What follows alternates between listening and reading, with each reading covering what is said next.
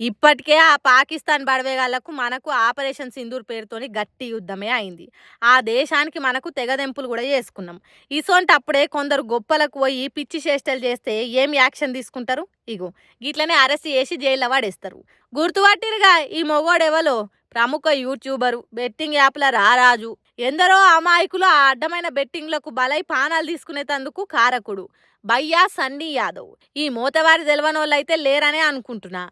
మొన్నటిదాకా బెట్టింగ్ యాప్లు ప్రమోషన్ చేసిన వాళ్ళని దొరకబట్టే పని ఇతగాడితోనే బయటపడ్డది.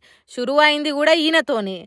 అయితే ఆ లొల్లి జర్ర సల్లబడ్డది. ఎవల పనులే వాళ్ళు బిజీగా ఉన్నారు. మరి సప్పుడు కూకొని ఆయన పని ఏదో చేసుకోవచ్చు కదా. అట్లా కాకుండా నేనే తోపును తురుంఖాన్ను అన్నట్టు మనకు పాకిస్తాన్కు లొల్లి అయిందని తెలిసి కూడా ఆ అడ్డమైన పాకిస్తాన్ గడ్డకు బండేసుకొని పాకిస్తాన్ టూర్కు పోయిండు. ఇక ఏమంటారు చెప్పు రీసొంటి చెడగొట్టేటోళ్ళను.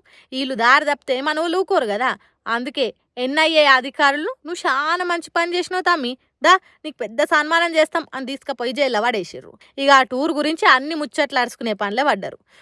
ఊసుండలేక కయ్యం పెట్టుకున్నాడు అంటే గిదే అంటారు కావచ్చు. ఈ మోతవారి మొగాయనకు ఎసోంటి శిక్ష చేస్తే సెట్ అవుతాడు అంటారు? కామెంట్లలో బోలో జరా.